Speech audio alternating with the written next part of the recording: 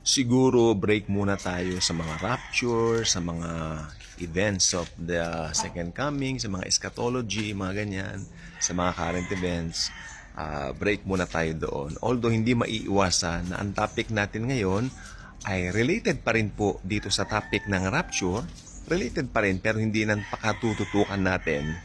At kasi ito ang basihan bakit ka makakasama dito nga po sa susunod na big event na hinihintay ng church, ang the rapture of the church mismo, na anytime pinaniniwalaan natin magaganap na.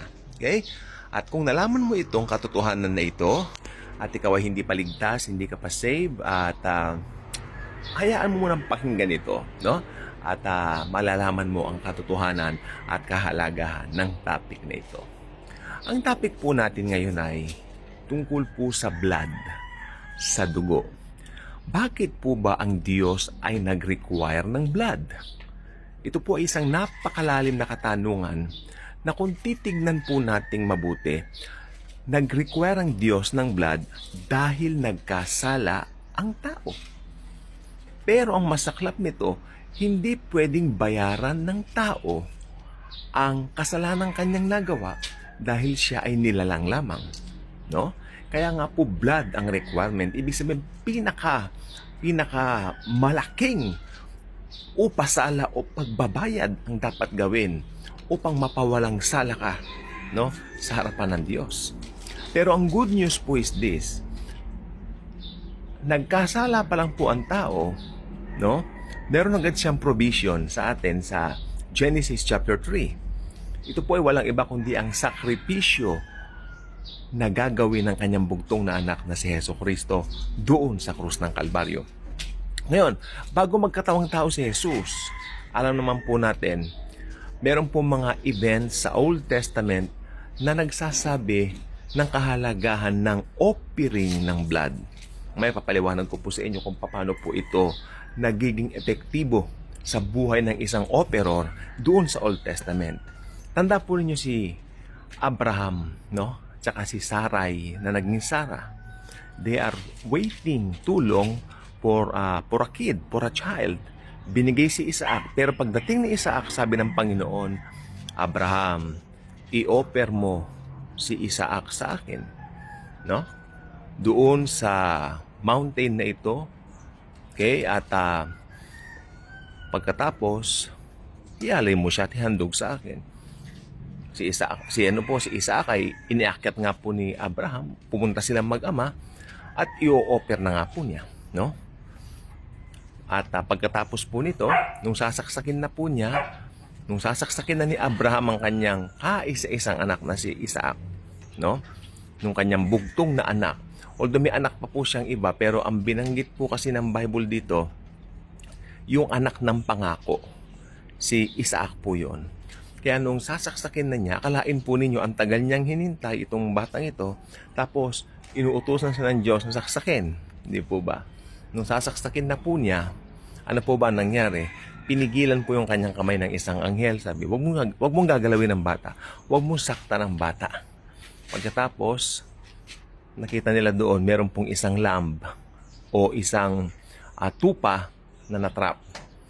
Bago po pala si Isaac ay ialay, no, ni Abraham, nagtanong po si Isaac, Father, where is the lamb? Ang sagot ni Abraham napakaganda. The Lord will provide the lamb. Ito po ay ang katuparan nung si Jesus, the true Lamb of God, died on the cross. Yung kay Isaac, hindi po natuloy sapagkat meron pong isang lamb na natrap doon na provide na po ang Diyos. Gustong makita ng Diyos dito, gustong ipakita ng Diyos dito sa atin na siya po ang nag-provide ng true Lamb of God. Palakpakan natin ang Panginoon. Ngayon, sa old system po ng Old Testament, ang mga tao upang mapawalang sala ay magdadala po ng offering.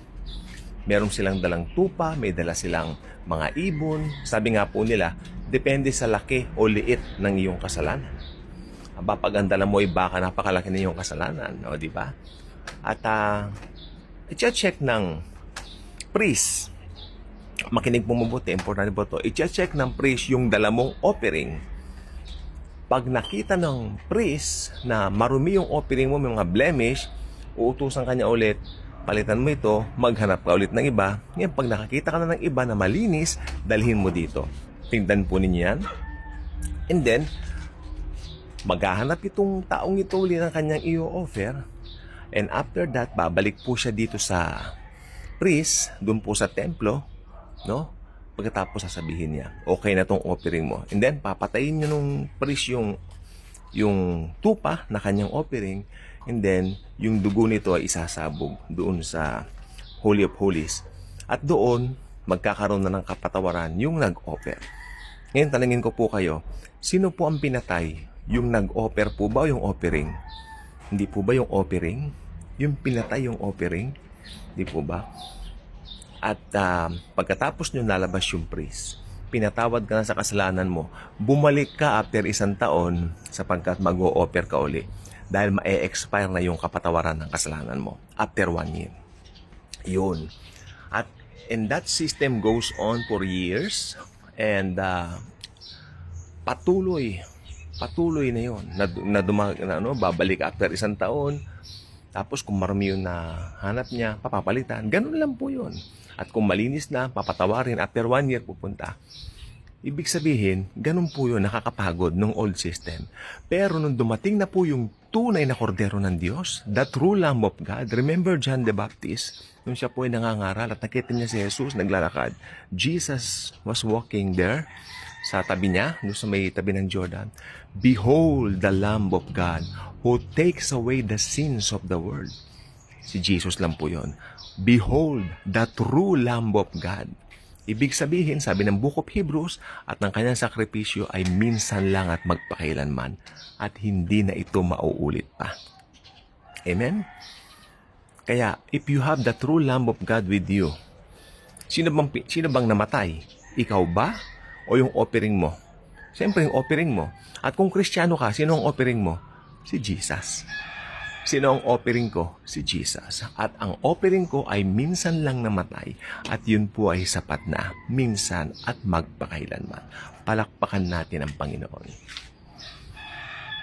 Sabi ng John 3:16, For God so loved the world that He gave it His only begotten Son, that whosoever believeth on Him will not perish, but will have everlasting life.